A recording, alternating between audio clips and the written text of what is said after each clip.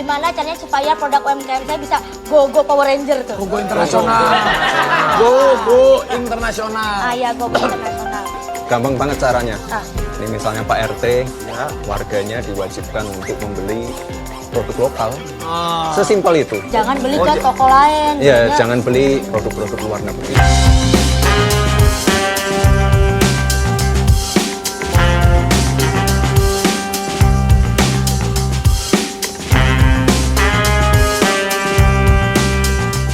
Nah, setelah asam sulfat ramai dan bahkan menjadi trending topik di Twitter, di sini Gibran lagi-lagi ya terkesan tidak nyambung saat menjawab pertanyaan, yaitu bagaimana caranya produk UMKM bisa go internasional. Nah, kemungkinan Anda ketika mendengar jawaban dari Gibran, ya di sini menurut saya tidak nyambung. Nah, saya jadi curiga ya, kenapa kok Gibran akhir-akhir ini ya pertama terkesan takut debat, bahkan juga seringkali absen, yaitu debat capres dan cawapres. Seolah-olah Gibran di sini tidak niat ya menjadi cawapres dari Pak Prabowo Subianto, dan bahkan juga pada waktu lalu yaitu terkesan tidak siap untuk menjawab sebuah pertanyaan, yaitu tentang kebutuhan nutrisi untuk ibu hamil, dan bahkan juga salah menyebut seharusnya asam folat, Gibran menyebut asam sulfat, dan bahkan juga saat ini trending topik dan bahkan juga dikomentari oleh berbagai macam netizen. Dan bahkan tidak hanya itu lagi. Di sini ketika bagaimana caranya produk UMKM bisa go internasional, Gibran pun menurut saya jawabannya juga terkesan tidak nyambung. Di sini secara berurutan, secara terus-menerus Gibran melakukan hal-hal yang sangat blunder sekali. Nah, pada waktu lalu ketika Gibran membagikan susu di acara CFD misalnya, ya kita ketahui kan di mana-mana itu kira-kira kampanye itu tidak boleh ya membagikan susu, membagikan sembako dan lain sebagainya. Menurut saya itu melanggar, apalagi juga di arena CFD.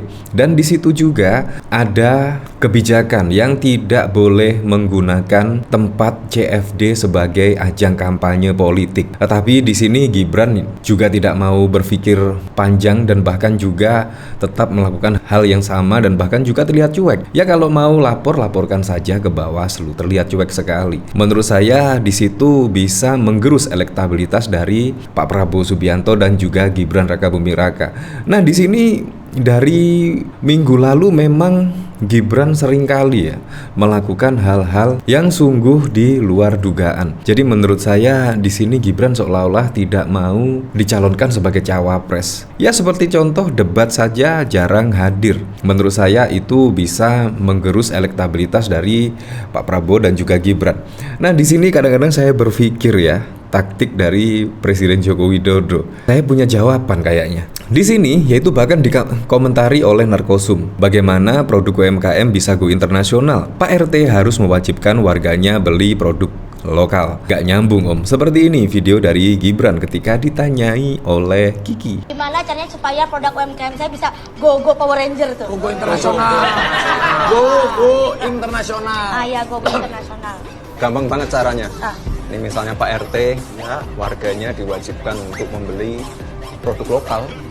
Sesimpel itu. Jangan beli ke toko lain. Ya, jadinya- jangan beli produk-produk luar negeri. Nah, padahal di sini pertanyaannya bagaimana UMKM bisa go internasional, tetapi jawabannya Pak RT harus mewajibkan warganya beli produk lokal. Ya seperti itulah.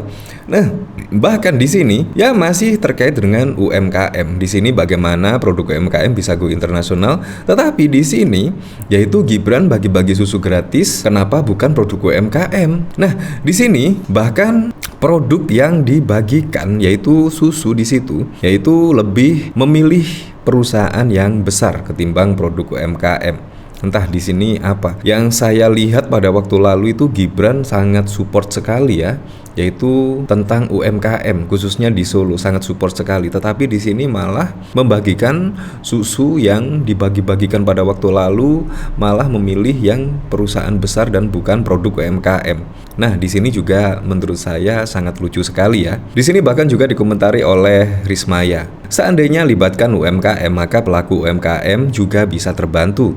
Selain ikut memajukan UMKM, kehigienisan produk terjamin, no bahan pengawet dan pemanis buatan. Pada akhirnya, saya hanya bisa meminta jangan coba-coba dalam memilih pemimpin, apalagi sekelas presiden dan wakil presiden. Nah, di sini bahkan juga susu gratis Gibran dikritik ahli gizi. Relawan sarankan susu olahan kedelai.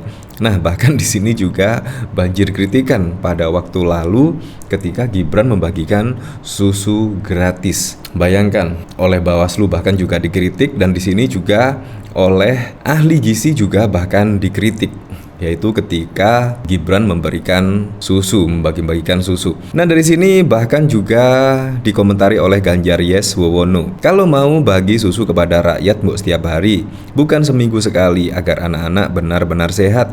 Itu pun susu sehat, bukan susu gula tinggi dengan pengawet. Jangan-jangan usai kampanye pembagian susu selesai juga.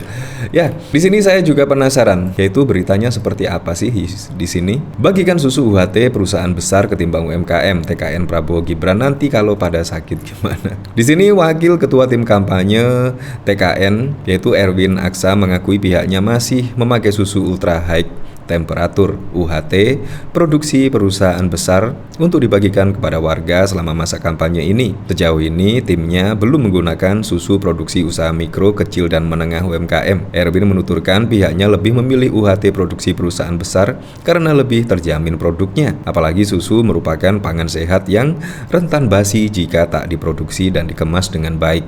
Nah, jadi di sini secara tidak langsung meremehkan UMKM ya. Ia mengaku khawatir nantinya malah akan jadi masalah jika membagikan susu yang belum teruji ke masyarakat. Jadi kenapa UHT?